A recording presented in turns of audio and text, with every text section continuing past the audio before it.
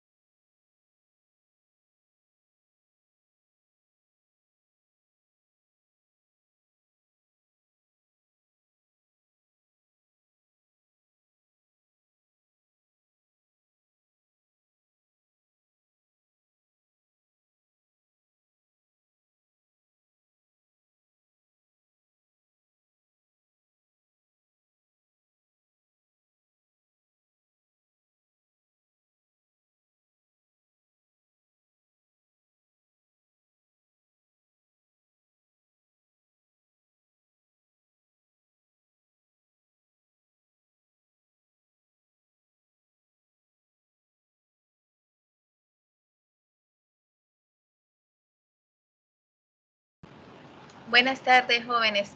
¿Me confirman, por favor, si me escuchan? Sí, se escucha. Muy bien, gracias. Bueno, chicos, buenas tardes. El día de hoy vamos a iniciar el tema con lo que es la historia y evolución de las computadoras. Y vamos a ver un poquito de dónde nacen y vamos a ver un poquito acerca de historia, ¿verdad? Podríamos decir que la primera máquina analítica fue,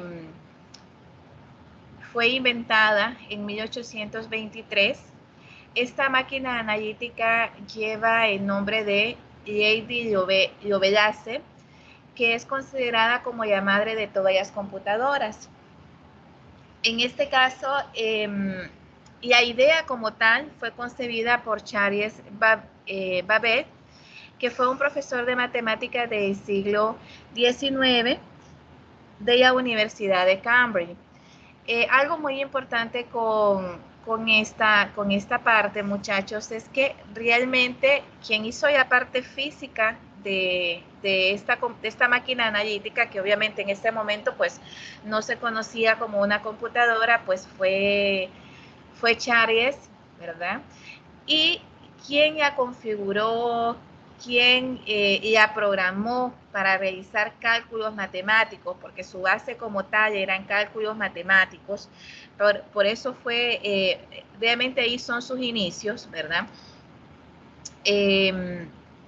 Fue esta condesa, ¿verdad? Que se llamaba Augusta Ada King, que fue precisamente la que básicamente hizo la programación, ¿verdad? Entonces, para todas las chicas, pues hay que sentirse bien orgullosos, podríamos decir, porque realmente quien fue la primera programadora no fue un caballero, pues sino que fue una dama, ¿verdad? Entonces, eso es muy importante hacerlo notar. También es importante hacerlo notar, muchachos, que si bien es cierto, en sus inicios y la programación era destinada para mujeres, era básicamente porque se consideraba un trabajo, podríamos decir, que no requería una fuerza física, ¿verdad? Y que por lo tanto lo podían realizar las mujeres, ¿verdad? A diferencia de los trabajos obviamente pesados que eran los que realizaban los varones. Y algo muy importante es cómo nace, y esto es fundamental que lo tengamos claro, cómo nace realmente esta máquina analítica. Pues nace precisamente con la idea de poder solucionar problemas, ¿verdad? Problemas y frecuentes errores que se daban al momento de realizar cálculos matemáticos y básicamente el momento de crear tablas matemáticas que se generaban muchos problemas. Entonces, en base a eso, este profesor matemático, en colaboración propiamente con esta condesa, pues deciden iniciar lo que se conoce propiamente como la primera máquina analítica, ¿verdad? Entonces, para que lo tengamos presente, ¿verdad? Y vamos a hacer una pregunta a todos ustedes y me gustaría que me contestaran. ¿Qué creen ustedes que significa vivir sin computadoras? ¿O qué podríamos decir que significa vivir sin computadora?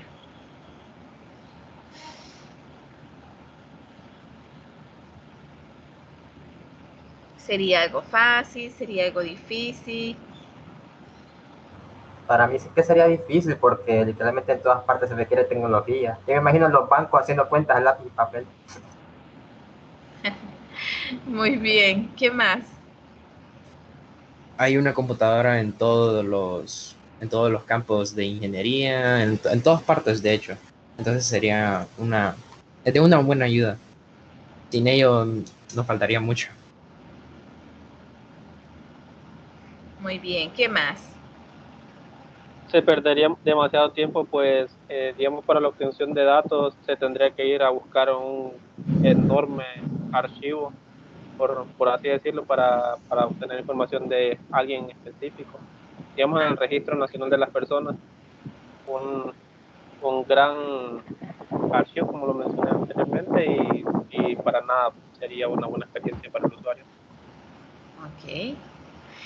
Bueno, chicos, yo ya voy a poner un escenario y ustedes me dicen qué piensan de ese escenario. ¿Se imaginan ustedes que un día nos levantemos y de repente nos demos cuenta de que no nos sonó la alarma de nuestro teléfono, que nos dormimos y luego venimos y nos vamos a la ducha y nos damos cuenta de que, bueno, para ellos que usan, para ellos que tienen la ducha con agua caliente y se dan cuenta de que no les funciona, después van y quieren encender la cafetera y se dan cuenta de que pues que no funciona tampoco la cafetera.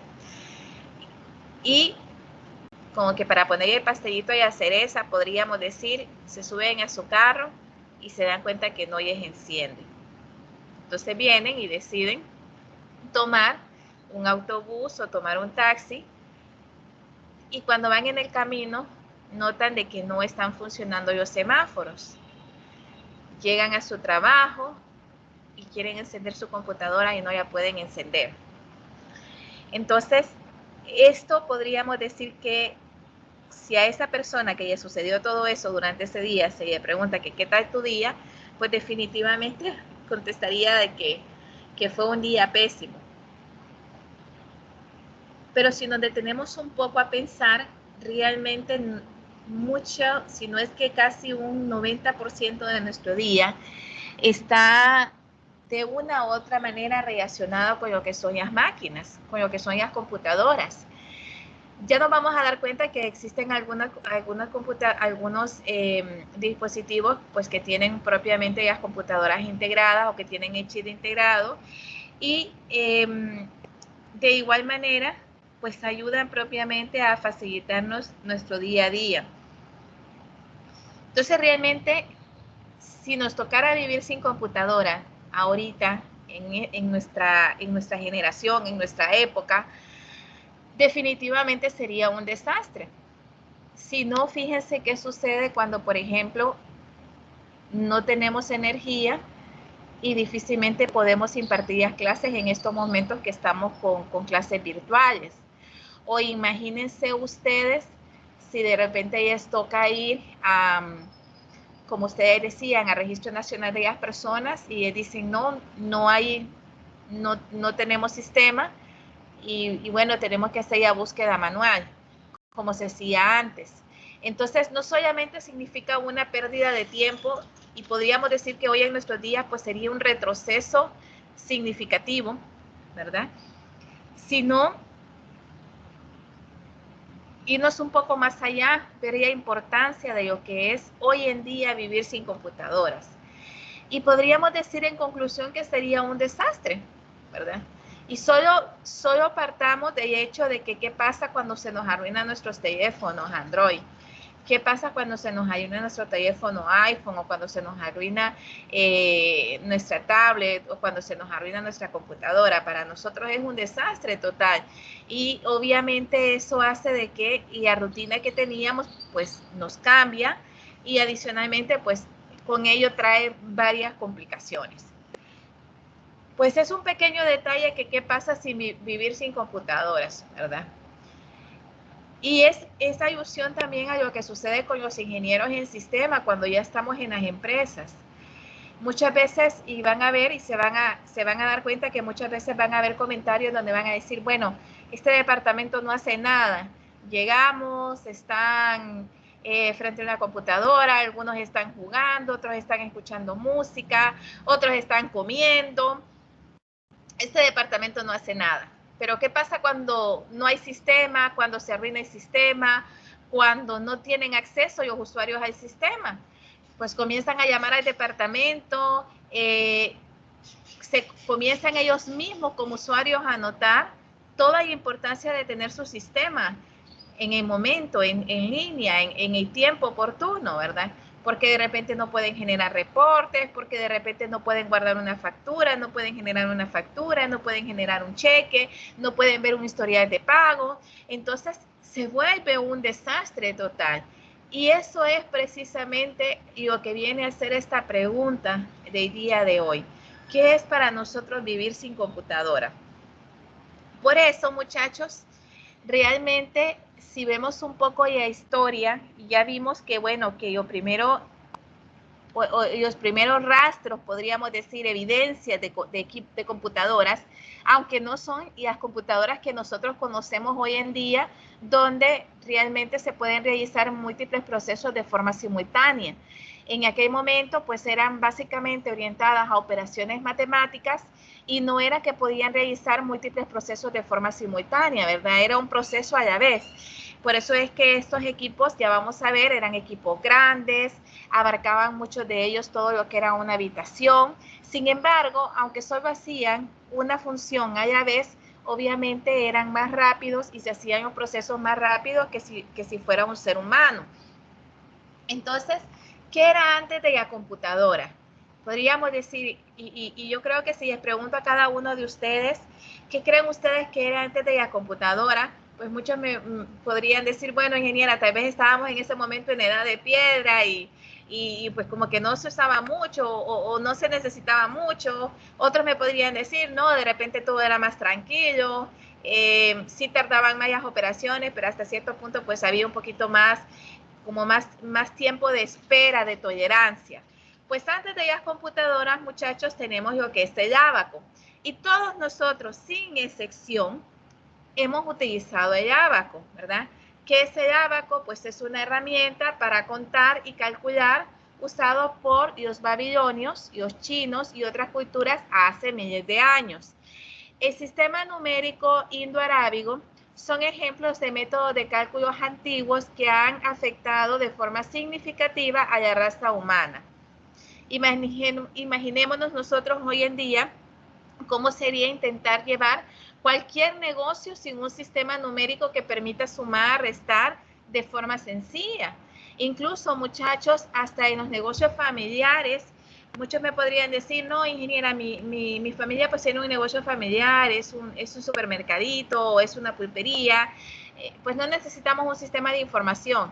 Tarde o temprano, en algún momento, sí se necesita un sistema de información, sea este computacional o no, pero que les permita poder llevar una trazabilidad de los movimientos, un histórico de esos movimientos, que les permita el poder ver financieramente cómo está ese negocio, independientemente que sea un negocio familiar. Entonces, vemos cómo, muchachos, cuando nos ponemos a pensar cómo habrá sido antes de las computadoras, pues yo creo que a nuestra mente nos puede venir muchas ideas, muchos términos, e incluso podemos hacernos como que una idea, tal y como decían ustedes, cuando de repente vamos al banco, estamos haciendo la fila en el banco y nos dicen, mire que no hay sistema, tienen que esperarse porque en estos momentos no hay sistema, no se puede pagar los servicios públicos, no se pueden hacer depósitos, no se pueden hacer transferencias, y nos sentimos frustrados porque no podemos hacer nada en ese momento y obviamente necesitamos esperar que nuevamente restablezcan el sistema para que pueda funcionar. Pero realmente, chicos, cuando hablamos de procesamiento de información, de cómo funciona la máquina, cómo funciona una computadora, podemos decir que, al igual que la máquina analítica, la computadora es un dispositivo que cambia la información de una forma a otra. Todas ellas toman informaciones que son ya entrada y obviamente no es tanto información, porque recuerden que cuando es entrada, cuando es ingreso de esos son datos. Entonces, obviamente toman esos datos y los procesan y generan información. Y esta información se puede almacenar o se puede enviar a una salida, ya sea a una impresora o una pantalla. Entonces, el proceso como tal, realmente lo tenemos que es un poquito sencillo en el sentido de que tenemos entrada, proceso y salida. Ahora bien, ¿cómo es posible que una máquina sea tan versátil? Pues, cuando hablamos de esto, muchachos, determinamos e identificamos de que obviamente cuando hablamos de una máquina como tal, y tal y como vimos en la máquina analítica, tenemos lo que es el hardware, es decir, y la parte física de las computadoras, y tenemos lo que es el software. Dentro del software podemos encontrar podríamos decir, dos separaciones que son importantes. Es decir,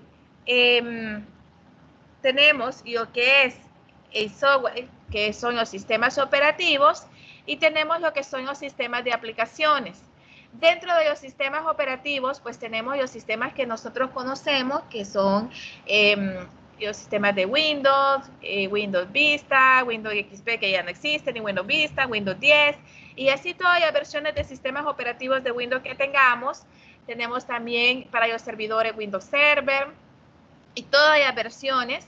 Tenemos también los sistemas open source como ser Linux, Unix, que también están dentro de la gama de lo que son sistemas operativos tanto para computadoras de escritorio, portátiles, como también los sistemas propiamente para servidores. Y dentro de los sistemas de aplicaciones, pues tenemos aquellos sistemas que nos sirven como herramientas para poder desarrollar nuestro trabajo y que dependen mucho del trabajo que tengan los usuarios. Por ejemplo, tenemos lo que son Microsoft Office, tenemos, por ejemplo, para aquellas personas que se encargan de dibujar, de diseñar, que estudian ingeniería civil, ingeniería industrial, que utilizan mucho AutoCAD, Solver. Tenemos para, por ejemplo, ustedes que van a trabajar, podría ser con el Visual Studio, que de repente trabajan con algún programa de diseño, es decir, aplicaciones que son propiamente según en lo que trabaja el usuario. Y dentro de lo que es la parte de hardware, es decir, la parte física de las computadoras, pues tenemos todo lo que está conformado de la computadora, es decir, el CPU. Dentro del CPU, obviamente, tenemos lo que es nuestra motherboard, tenemos también lo que son las memorias. Recuerden que dentro de las memorias tenemos memoria RAM y tenemos memoria ROM. Y también tenemos lo que son el procesador, lo que es nuestro disco duro, ¿verdad? Nuestros periféricos, que son los que se conectan a nuestro CPU, en este caso el teclado, el mouse, las impresoras, escáner, tenemos también el monitor, todo eso que conforman o que forman parte de lo que son el hardware. Entonces, cuando vemos un poco de historia, muchachos, pues vemos que en 1939 un joven ingeniero alemán llamado Konrad Zuse completó la primera computadora digital programable de propósito general. En 1943, el equipo dirigido por el matemático Alan Turing completó Colossus, y esta es considerada por muchos como la primera computadora digital electrónica, y la cual tenía como propósito principal el descifrar los códigos secretos del ejército nazi. Y obviamente Alan Turing pues era contratado por el gobierno británico. Algo muy interesante y que quiero que noten aquí, muchachos, es que realmente las primeras personas que diseñaron las computadoras como tal no eran ingenieros en sistemas. ¿Cuál era la característica de estas personas? ¿Quién me puede decir? Que eran matemáticos. Eran matemáticos, así es. Por lo tanto, las computadoras, su base es matemática.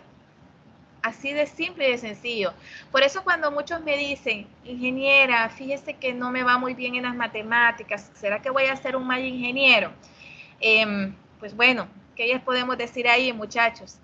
Si las mismas computadoras como tal fueron concebidas bajo conceptos matemáticos. Esto es muy importante que lo tengamos claro.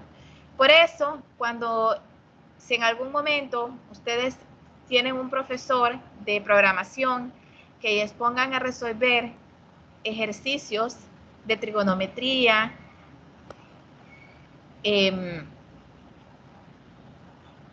para elaborar un sistema o para hacer un sistema, háganlo. No crean que es un daño el que les está haciendo. Todo lo contrario, muchachos. Eso es importante que lo tengamos presente, ¿verdad? Es muy importante y por eso, y la matemáticas es fundamental para un ingeniero. Es fundamental. Así como la física, que también es fundamental para un ingeniero. Tenemos, muchachos, que en 1946 aparece la computadora ENIAC. Esta computadora como tal tenía algunas características, por ejemplo, que era una máquina experimental y que no era de producción. Tampoco era programable en el sentido actual, es decir, todas estas computadoras no son de las que estamos hablando, nada que ver de las computadoras que hoy en día nosotros conocemos, muchachos, ¿ok? Ocupaba todo un sótano, solo de ahí deduzcan. Estaba construida por 18,000 tubos de vacío y era capaz de efectuar 5,000 sumas por segundo. Fue desarrollada, en la Universidad de Pensilvania. Algo muy importante, muchachos, es que también, por eso es muy importante lo que es la parte de investigación y desarrollo. Y por eso en la universidad como tal, se fundamenta en lo que es y da mucha importancia a la parte de investigación y desarrollo. Incluso mientras sus años de estudios es importante esa parte de investigación y desarrollo. Precisamente en las universidades, en esos años, fueron donde se hicieron los mayores descubrimientos e inventos propiamente, en este caso, de las computadoras, ¿verdad? Y que gracias a estas personas que se tomaron su tiempo para poder inventar, para poder investigar y desarrollar, tenemos lo que tenemos hoy en día. En 1949 tenemos Edvan, que es la segunda computadora programable y también fue un prototipo de laboratorio, pero ya incluía en su diseño las ideas centrales que conforman las computadoras actuales. En 1951, y esta es la parte que podríamos decir que es muy importante porque antes de 1951, muchachos, estos equipos, por su tamaño, por el costo de mantenimiento de estos equipos, pues obviamente eran equipos que el acceso para personas, podríamos decir, común y corriente, pues era casi imposible, ¿verdad? Eran equipos que ellos encontraban en el gobierno, por ejemplo, en los gobiernos, en las universidades, en organizaciones grandes, pero no eran equipos comerciales como tal, sino que hasta 1951, con Univac 1, que es la primera computadora comercial, los doctores Macaulay y Eckert fundaron la compañía Universal Computer, Univac, y fue su primer producto, fue esa máquina, Univac 1. El primer cliente fue la Oficina de Censo de los Estados Unidos. Luego, siguiendo con la historia y en esta línea de tiempo, tenemos que en 1953 aparece lo que es la computadora IBM 701. Para introducir los datos, estos equipos empleaban tarjetas perforadas. Y las tarjetas perforadas, muchachos, eran sumamente delgadas.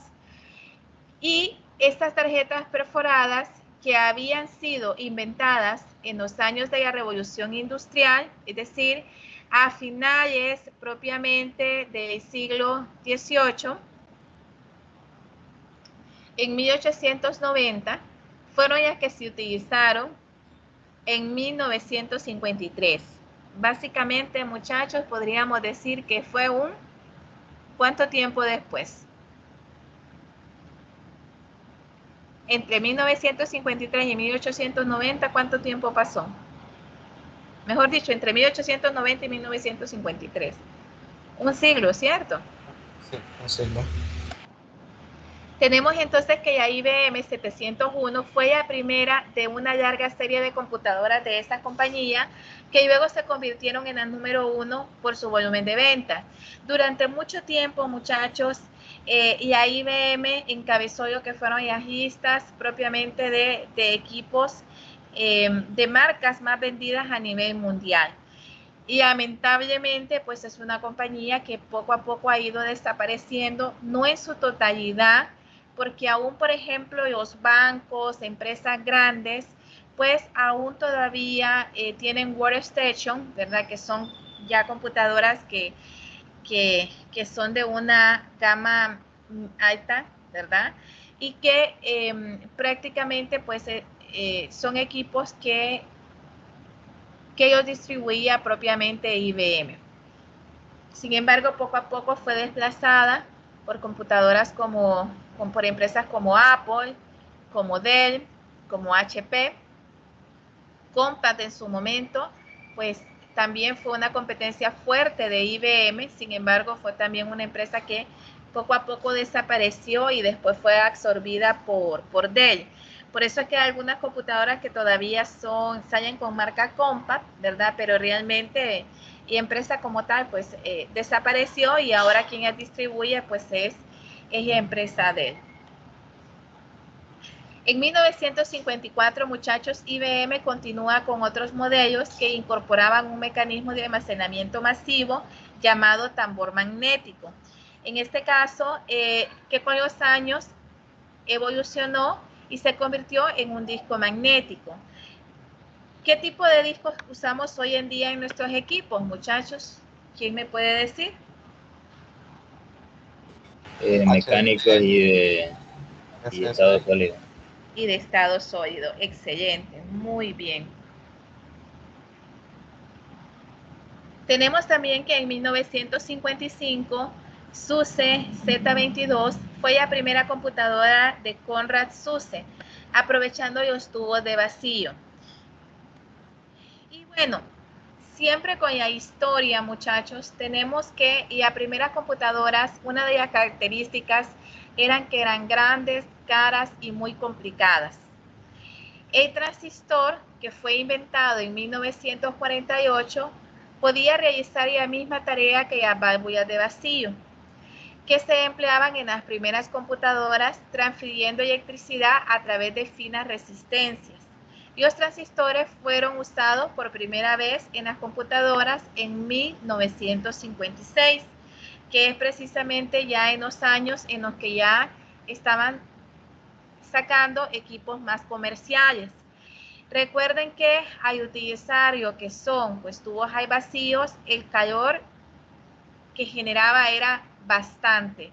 Por lo tanto, si un equipo estaba en el sótano, por decir eso, porque ocupaba todo el sótano, pues imagínense ustedes cómo tenían que estar refrigerados esos equipos y el mantenimiento físico que se les tenía que dar a esos equipos para que no hubiera problemas, ¿verdad? Otro de los aspectos era que una vez que cambian de transistores, es decir, de los tubos de vacío a transistores, vienen características que son importantes que mencionemos, como por ejemplo, que eran radicalmente más pequeños, eran más fiables y baratos que las basadas en válvulas, y gracias a la mejora en el software que se produjeron casi al mismo tiempo, estas máquinas eran también mucho más sencillas y rápidas de programar y usar. Y como resultado, obviamente, estas computadoras se empezaron a utilizar ampliamente en empresas y también para estudios científicos y de ingeniería. Entonces, poco a poco, ¿verdad? Al ir mejorando y aparte propiamente de hardware, pues también se fue mejorando considerablemente, o mejor dicho, de la mano, el software como tal. Y esto fue ayudando a que poco a poco pues se convirtieran en computadoras que se fueran utilizando más y más a medida que se iba mejorando. Tenemos que el programa espacial americano precisaba de máquinas que fueran aún más potentes. Sin embargo, una de las características, incluso que hasta hoy en día nos aqueja, muchachos, es que entre más nos están facilitando las cosas y entre más, podríamos decir, se van mejorando, también conlleva el hecho de que queremos equipos más rápidos, más potentes. Y eso fue lo que sucedió, ¿verdad?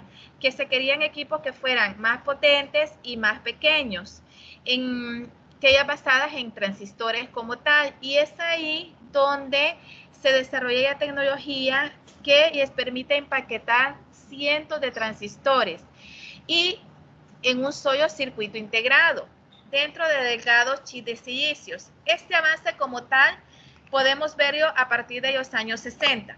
Permítanme un momentito, jóvenes, por favor.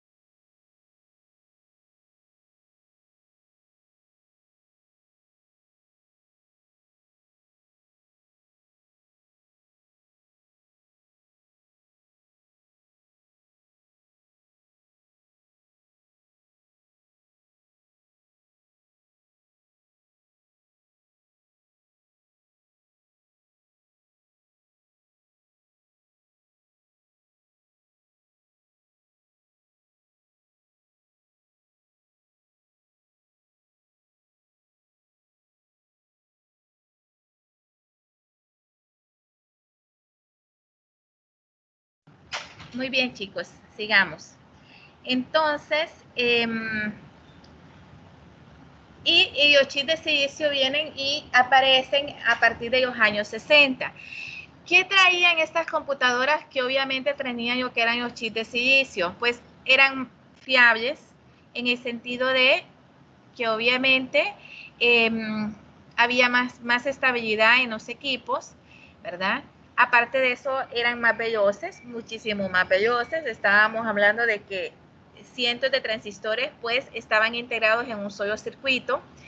Eran más eficientes. Obviamente, al ser chips tan pequeños, necesitaban menos energía eléctrica, como resultado generaban menos calor. Y los costos, obviamente, en este sentido, eran muchísimo menor que los equipos que anteriormente habían salido, que eran muchísimo más caros y que además de eso el cuidado era mucho mayor. No cualquier persona podía reparar esos equipos, no cualquier persona podía instalar esos sistemas operativos y por lo tanto todo eso incrementaba el costo. No solamente es como hoy en día, ¿verdad? Que no necesitamos tener conocimientos de soporte técnico, por decirles algo, para poder instalar lo que es el sistema operativo, para poder instalar un programa o para poder descargar un driver. Si básicamente hoy todo viene empaquetado, entonces como que no es muy necesario. Tenemos también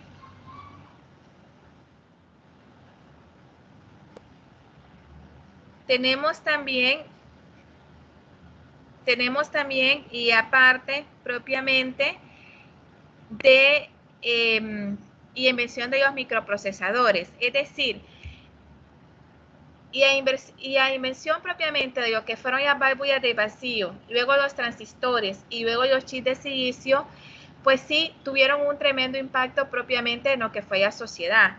Cada uno en su generación como tal, pues impactó de una u otra manera esas generaciones y ayudó propiamente a que las actividades como tal se desarrollaran más rápido. Sin embargo,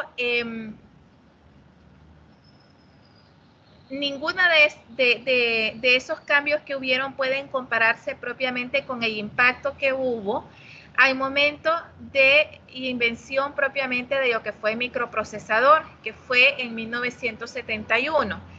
Obviamente, el componente crítico de una computadora doméstica completa, podríamos decir que es propiamente el microprocesador, ¿verdad? Y el microprocesador como tal, pues fue inventado, fue diseñado por los ingenieros de Intel, y esto provocó un cambio radical, y no solamente radical, sino inmediato en los aspectos potencia y disponibilidad de las computadoras. Todavía, muchachos, hasta los años, ¿qué les puedo decir? Hasta los años 1999, y los equipos, aunque obviamente no eran tan grandes como para abarcar un sótano o abarcar una habitación, siempre eran equipos grandes y pesados. Y a capacidad no solamente de almacenamiento, de procesamiento y de trabajo, pues era lento. Sin embargo, era mucho más rápido de que si la persona lo hacía a mano o lo hacía en máquina de escribir, ¿verdad? Entonces, y ya en ese momento, pues, y las computadoras como tal, pues tenían integrado lo que eran los microprocesadores. Sin embargo, en ese tiempo como tal, eran lentas, comparadas con lo que tenemos hoy en día.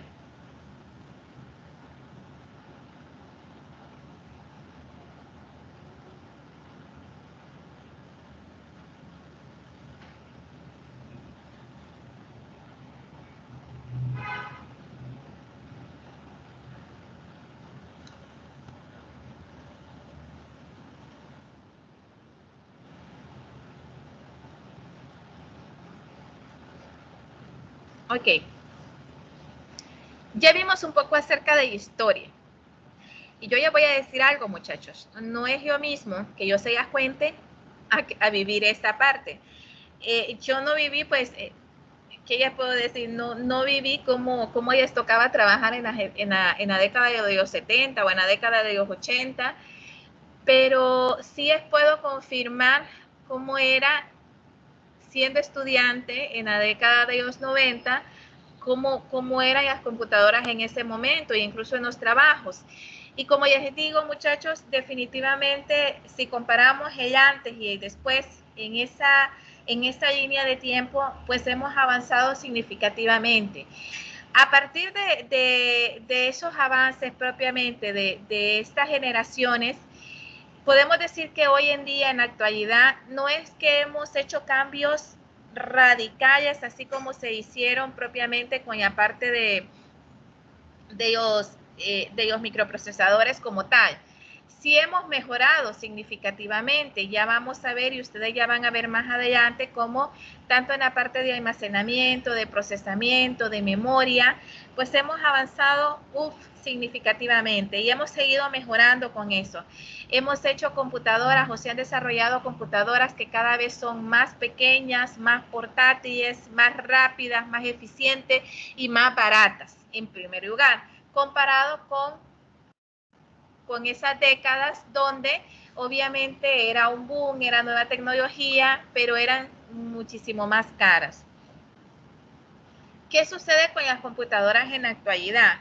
Pues podemos decir que hay todavía una identificación en cuanto a lo que son los tipos de computadora. Encontramos lo que son las supercomputadoras, que se llaman así, a las computadoras más grandes, poderosas y costosas que existen en el mercado.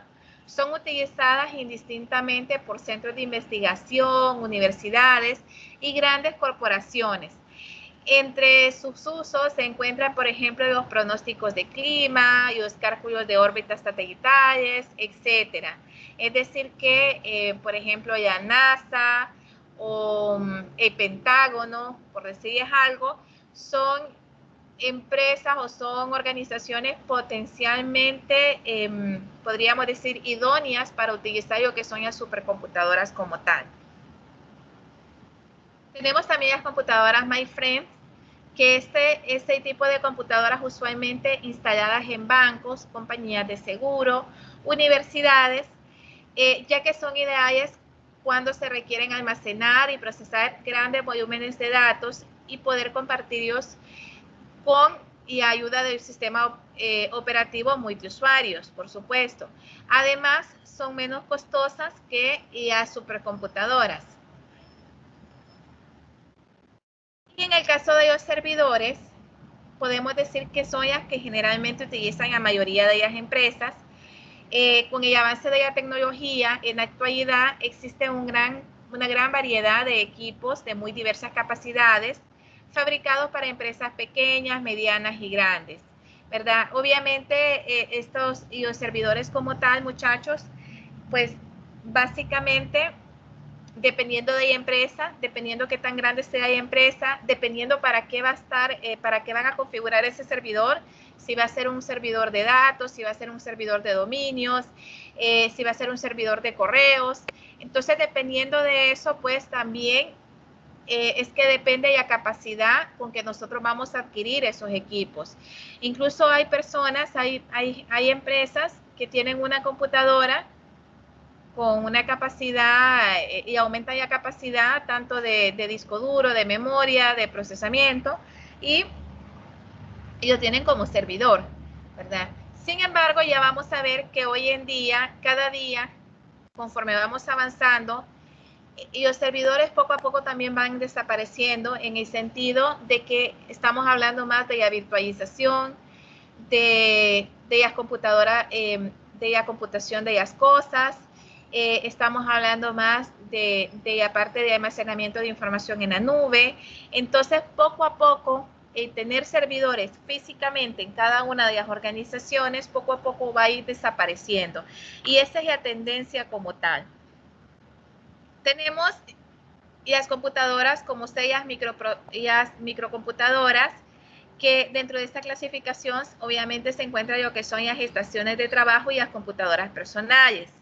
Y las estaciones de trabajo, muchachos, son las workstation, que son equipos que generalmente se utilizan para áreas como radiología, por ejemplo, áreas donde se requieren equipos con una buena resolución para poder ver, por ejemplo, las placas, para poder identificar detalles. Entonces, estos equipos, específicamente las workstations, son más utilizadas para lugares como serios hospitales, en áreas como radiología, como laboratorio, donde se necesita bastante precisión en cuanto a estos equipos y que tengan muy buena capacidad y que sean equipos robustos.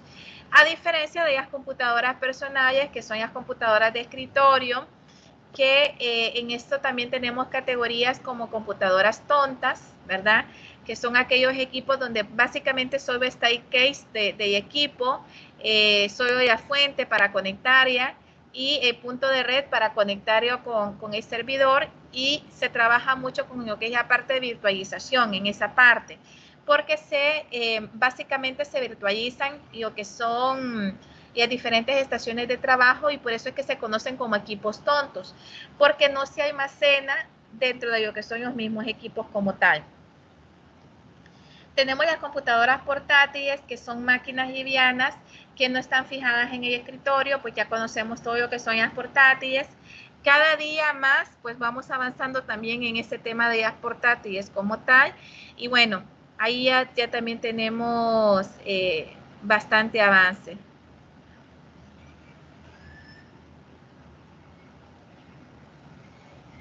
¿Hasta aquí alguna pregunta, muchachos?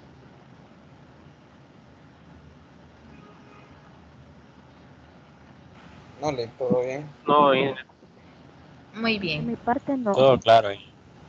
Perfecto, chicos. Y las computadoras de propósito especial, aquí es muy importante que ellas tengamos claras. Estos equipos están dedicados a realizar tareas específicas, muchachos. Por ejemplo, los sensores de temperatura dentro de un edificio. Nosotros solo vemos un aparatito, ¿verdad? Y decimos, es solo un aparato, pero dentro de ese aparato como tal, pues está una configuración específica, que son computadoras, está integrada un equipo que son de propósito especial, únicamente tienen esa funcionalidad. Son parecidos a los de propósito general, solo que cuentan con programas que tienen una función especial que no se pueden cambiar, es decir, no son configurables, sino que, bueno, se configuran una vez con el propósito para que van a servir, y después no se está cambiando. No es que después vamos a utilizarlo para otras cosas, sino que como su nombre lo dice, son propiamente de propósito especial. Bueno, chicos, el día de hoy pues hemos terminado con esta presentación. Antes de finalizar, sí quiero decirles que ya en la plataforma ya se encuentran subidos lo que son las videoconferencias del día 19, también hay videoconferencia de 24, ya se las voy a colocar para que ustedes ya tengan. Y tenemos también ya lo que son ya parte de las y la distribución de los grupos, también ya está lo que es la distribución de los grupos. Ya tienen una asignación para el día domingo, entonces yo les aconsejo que ya vayan viendo esa distribución de los grupos, ya se vayan poniendo de acuerdo. Recuerden de que estaba el foro propiamente de presentación, donde pues todos se tenían que presentar, poner su nombre, su número de teléfono y el correo electrónico. Esto es para que se puedan comunicar entre ustedes. Ya está la distribución de los grupos. Algunos grupos pues en estos momentos solo tienen 4 integrantes. Posiblemente si se incorporan más estudiantes, entonces posiblemente vaya a haber un ajuste en cuanto a los integrantes de esos grupos. Pero de lo contrario, los grupos se van a quedar como están, ¿verdad? No hay cambios ahí. No es que si me cae mal con el compañero que estoy, entonces me voy a cambiar o me voy a ir con algún compañero que me cae mejor. No, muchachos. Recuerden que una de las características, de una de las habilidades de un ingeniero en sistemas es precisamente el poder trabajar en grupo. Entonces aquí no es si nos gusta, si no nos gusta, si queremos, no. Es el que podamos comenzar a trabajar en grupo. Entonces ya está esa distribución como tal. Ya ustedes ya lo van a encontrar en lo que es distribución de grupos. Solamente le dan clic sobre él y ya les va a aparecer quienes pertenecen a cada uno de los grupos. De esos grupos me van a escoger un coordinador. Cada grupo se va a poner de acuerdo y va a decir cuál va a ser el coordinador. Yo el próximo lunes les voy a preguntar, a ver, jóvenes, ¿quiénes escogieron como coordinador? Para que ustedes me digan, pues, cuál es el coordinador o la coordinadora que seleccionaron para su grupo. Están también las indicaciones ya de actividad con la que van a trabajar y que tienen fecha límite de entrega el domingo 30, es decir, este domingo 30 es una actividad en grupo. Perdón, está sencillo, muchachos, así que ahí no van a tener ningún inconveniente con eso. ¿Ok? No sé si hasta aquí tienen alguna consulta, alguna pregunta. Esta presentación se la voy a subir. Ya subí la presentación de las clases pasadas y pues únicamente ya voy a subir ya de esta clase. No sé si hay alguna duda, alguna consulta, jóvenes. Yo quería comentar algo, ingeniero. Mire que yo me acabo de unir al curso esta semana y sí, no estoy en ningún grupo para ver si cómo podría integrarme a uno de ellos. No, pero sí tiene que estar en algún grupo. Porque yo los tomé al azar y usted ya tiene acceso en la plataforma virtual, ¿cierto? Ok, sí, bueno, hoy precisamente fue mi primer día de, no sé si hoy fue el que los armó. Es que acuérdese que inmediatamente que usted se matricula, automáticamente usted ya tiene acceso a la plataforma. Entonces, el sistema yo lo generé de forma aleatoria, los grupos, ¿verdad? Y desde el momento que usted tiene acceso en su portal, desde ese momento lo está considerando. Pero vamos a confirmar. Su nombre es Mario Giovanni Díaz. Correcto. Usted está en el grupo número 1. Ok, sorry. Ok. ¿Alguien más, chicos? Estos grupos son por el resto de la clase. Sí. En estos grupos, chicos, como dicen, están casados hasta el final del periodo. ¿Ok? Ok.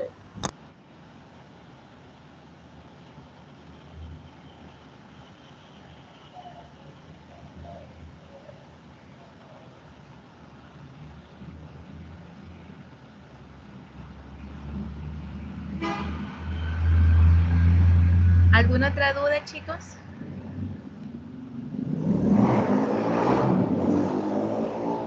¿Consultas? Si tenemos que subir una tarea en grupo, ¿lo envías solo uno o lo haremos todos? Muy buena pregunta. Solamente un integrante por grupo. El que sería el coordinador del grupo. No necesariamente, no necesariamente. Como grupo, recuerden que en eso también se tienen que poner de acuerdo. ¿Quién va a ser la persona que yo va a subir? Si quiere ser el coordinador, pues lo puede hacer. No hay ningún problema. Pero sí se tienen que poner de acuerdo, porque no es que uno va a mandar y otro no es eso. No sé si me doy a entender ahí. Sino que solamente hay un intento y solamente un integrante del grupo lo puede subir. Entonces, ¿qué pasa si un integrante se adelanta, por ejemplo, lo sube y resulta que les hacía falta algo y no se había puesto de acuerdo con sus compañeros? Entonces, ¿qué iba a pasar? Precisamente eso, pues lo que va a pasar es de que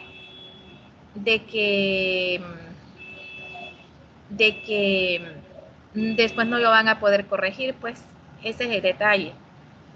Entonces, ahí sí tienen que tener mucho, pero mucho cuidado con eso. No sé si respondí, no sé si me di a entender en mi respuesta. No sé si lo entendía bien de que solo uno le debe enviar, que estemos seguros de que el trabajo esté completo y no podemos modificar nada después de enviar. Así es.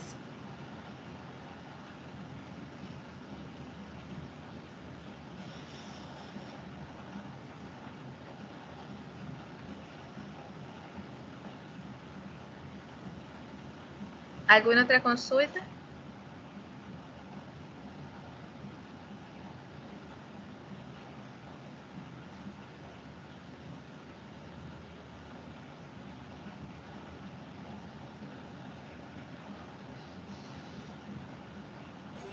Ingeniera, yo estoy leyendo las, ¿cómo se llama esta? Las indicaciones. Sí, las indicaciones de la tarea. Dice aquí conclusiones, dice al menos 5, imagino que son 5 conclusiones. Así es. Al menos 5 quiere decir que pueden poner 6, 7, 8 si ustedes quieren, pero mínimo son 5.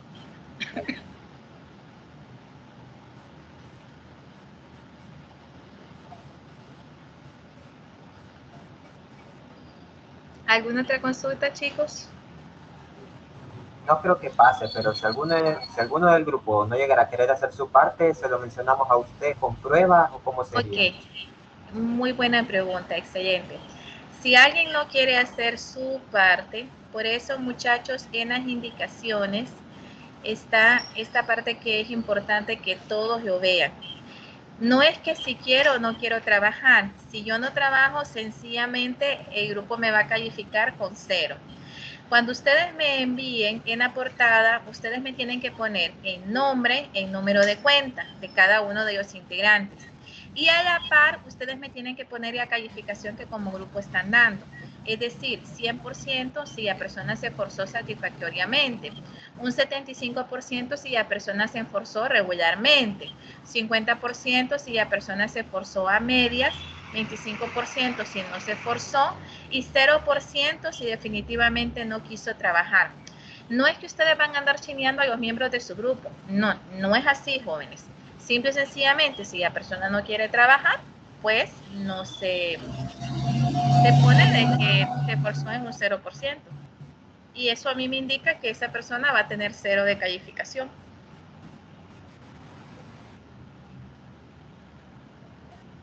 No sé si me di a entender con la respuesta.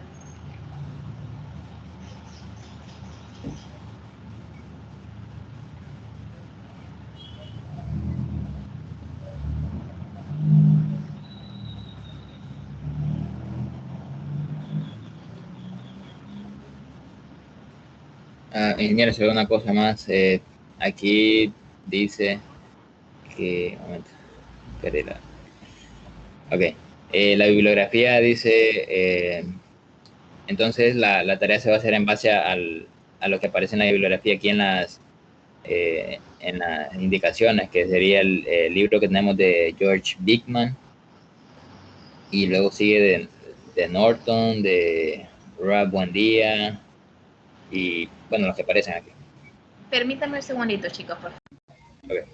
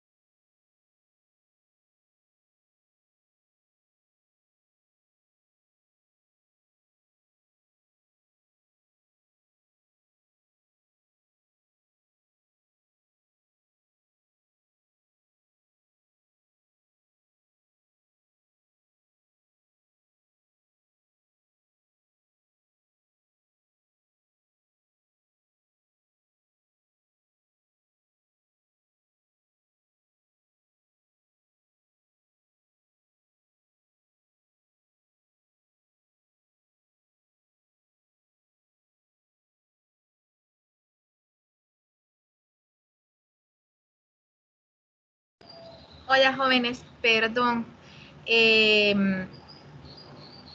¿Cuál era la pregunta? Disculpen que me estaban haciendo, muchachos, ahorita, disculpen.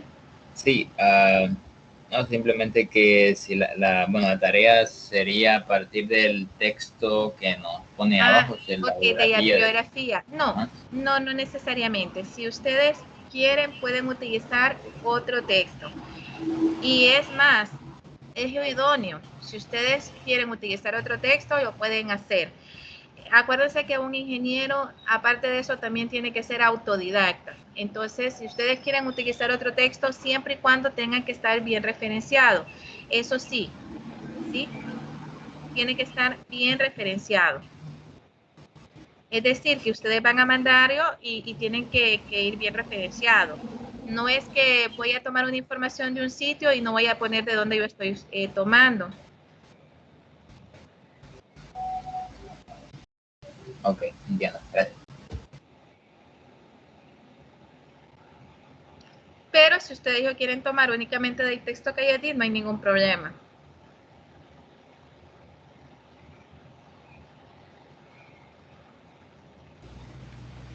Ok, muy bien. Sí, solo esa era mi duda.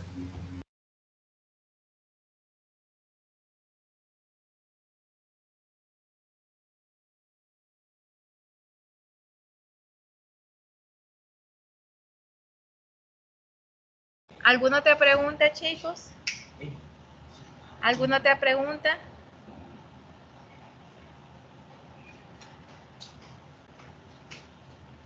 ¿Todo claro? Por ahora creo que sí, todo claro. Bueno, cualquier duda, jóvenes, me la pueden hacer por el grupo de WhatsApp, me la pueden hacer por correo electrónico. Mi correo es nazarena.iliaques@unap.edu.hn, ¿ok? Y cualquier consulta que ustedes tengan, pues me lo hacen saber, jóvenes. Entonces nos quedamos hasta aquí el día de hoy. Nos volvemos a ver el próximo lunes. Y bueno, como siempre desearía que se cuiden mucho, que se cuiden ustedes y su familia, ¿verdad? Y que tengan un feliz día, jóvenes. Gracias, igual. Gracias, igual cuídense. Muchas gracias. Igual, ingeniero, cuídese. Nada, muchachos, cuídense.